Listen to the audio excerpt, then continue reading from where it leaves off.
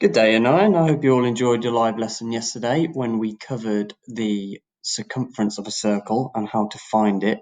Today, we're going to go over the area of a circle. So instead of the length around the outside of the circle, we're going to measure the area that the circle covers and the size of it. So really quickly, yesterday, as some of you may have noticed, I definitely know some of you did because I saw you mention it in the chat. That magic number that we found out when we were doing our circumference divided by the diameter, where we had 3.142, is actually just pi.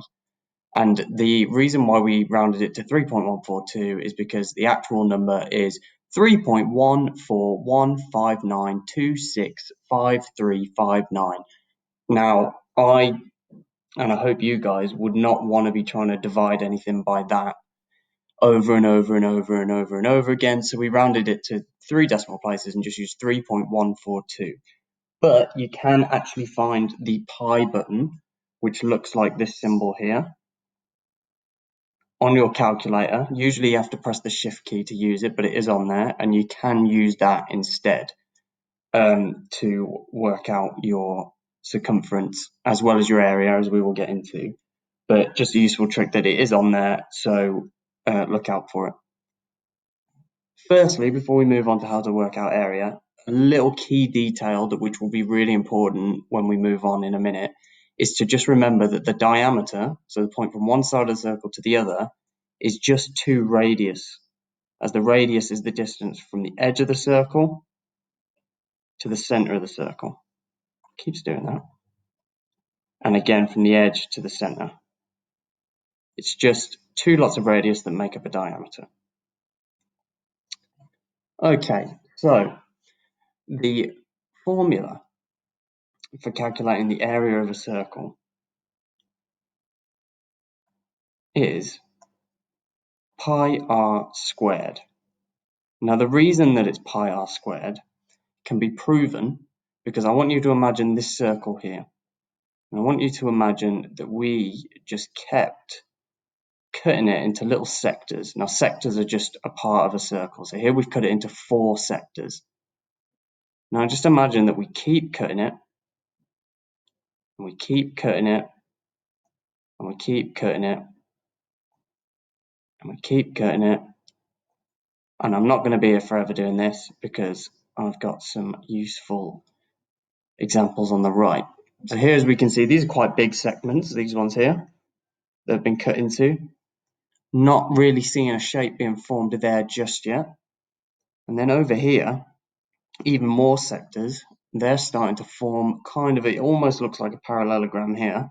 But then down here, as we can see, when these sectors have cut in and there's more and more and more and more and more sectors, and they get smaller and smaller and smaller and smaller, it actually starts to form a rectangle.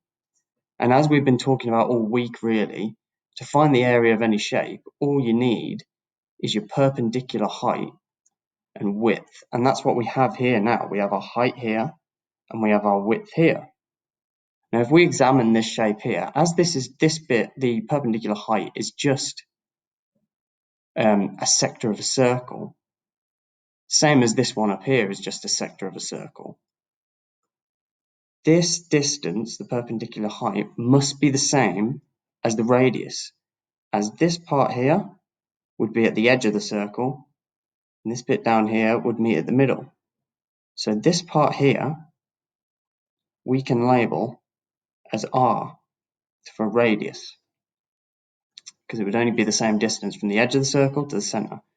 Now this width at the bottom, we can think of as half of a circle. I want you to imagine that it's like this. Terrible drawing, but just imagine that's a semicircle. And the reason why that's a semicircle is because this, think of this as half of the circumference of the circle, because the other half of the circle must be up here on the other side.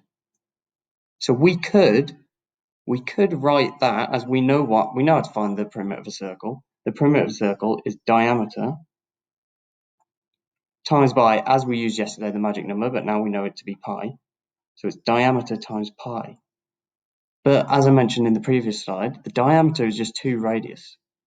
So that can be rewritten as 2 times by the radius times by pi. But as this part down here, as we just discussed, is only half of the circle, really, the length of this width down here is half, or 2 times by r times by pi, all of it over 2. And the reason it's over 2 is obviously because it's only half the circle rather than the whole circle. So we can rewrite that. Anything times by 2 and divided by 2 just turns into r times pi. So again, if we have r times by pi, and again, same as we discussed up here, we're only looking for our perpendicular height and our perpendicular width. That means that the formula to find the area of this circle is just r times by r times by pi, which can be rewritten as pi r squared. R times r gives us r squared, and then pi multiplies by it. So that's proved our formula here. Moving on, we're going to have a go at a question. It says, shown in a circle with a radius of 5 centimeters, work out the area of the circle. State your units for your answer and give your answer to 2 decimal places. Okay, so as we've just proven, the formula we're going to use is pi r squared. Now the first thing to point out about using this formula is because it's r squared and our BIDMAS rules, our indices come before anything else. So we have to do r squared first, which of course is 5. So first I'm going to rewrite the whole thing as pi times by 5 squared, which again, 5 squared is 25. So we can rewrite that as 25 pi, which equals, which I'll use my calculator now using my pi button, is I'll use 25 multiplied by pi, which gives us, remembering to give it to 2 decimal places, 78.54, because it's 539, but I'm going to put it to 54. And remembering to put centimeters squared, because if we're finding the area of something, it's always centimeters squared. Brilliant. Moving on to the next one. There's a circle has an area of 200 centimeters squared. So we know that the area is 200 centimeters squared. Work out the radius of the circle. Remember the radius, if I draw a quick diagram, if I ever had a question like this where it didn't have the diagram drawn for me, I'd always draw one. There's the center. Again, it's a terrible drawing, but there's the center. And there's my radius. So that's what we're trying to find. We're not trying to find the whole distance because that'd be the diameter. So all I've got to do here is I've got to work backwards. So I know that pi r squared equals 200 because it must do. That's our equation for finding the area, and that's our area. So the first thing we do is we know what pi is. It's 3.14159 and the rest. I'm not going to bother remembering it because it's on my calculator. All I need to know is where to find it on my calculator. So then I can divide by pi on both sides, which gives me r squared equals 200 divided by pi. That is 63.66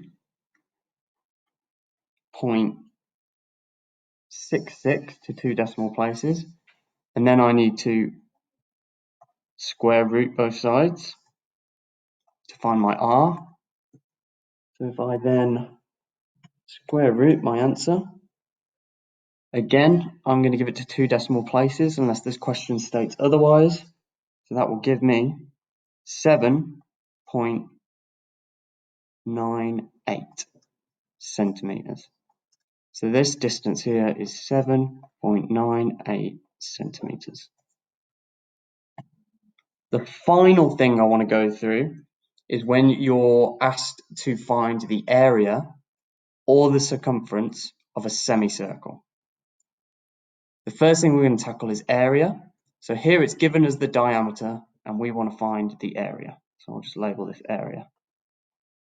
First of all, I have the diameter, but I don't need the diameter, I need the radius. But I remember that the radius is just double the diameter. So that means that the radius must equal 10 centimeters. I can then substitute that in to my formula again. So pi times by 10 squared, which is equal to 10 times 10 is 100. So that's 100 pi, which equals,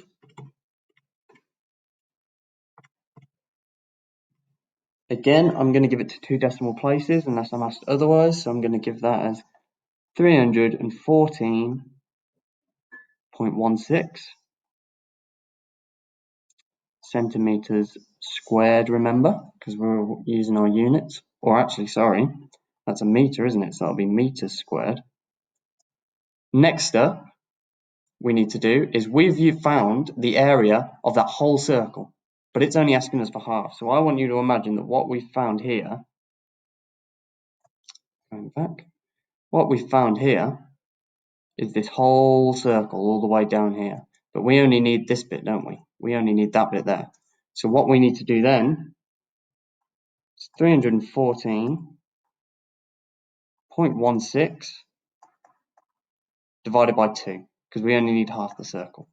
So we're going to divide that by 2, again, to 2 decimal places, and that will give us 157.08 centimeters squared.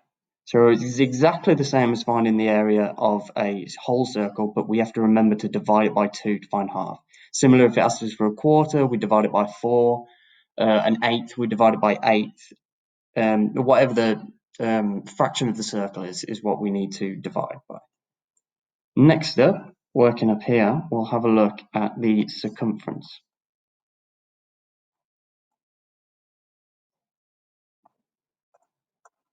So again, we have our diameter of 20 meters, and we know that the area for the circumference is pi times by the circumference. So 20 pi equals our circumference is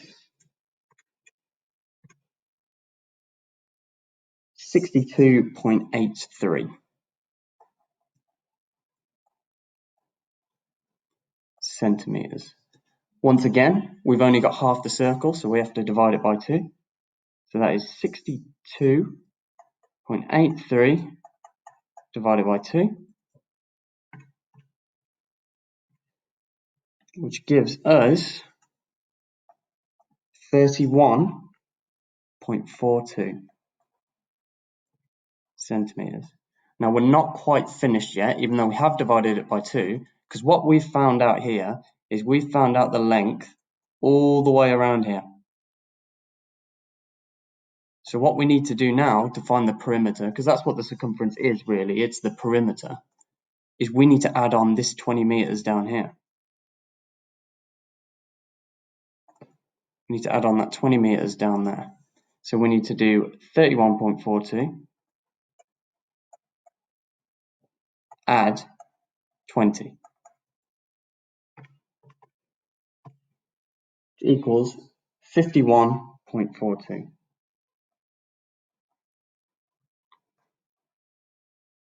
I've just realised I've been putting these in centimeters the whole time, which is bad of me, but I'm correcting my mistake. They're all meters now. And then we've added on our 20, so we get 51.42 meters. That is the circumference or perimeter of this semicircle. Right, now I will be on Teams available for anyone to go over either any of today's work or any of yesterday's work, and it will be during our lesson time. So feel free to just jump on with any questions, I don't mind. Just jump on, ask it, we'll go through anything. But if not, carry on with the tasks, follow the work that's been set, and I will speak to you again next week. Well done, guys.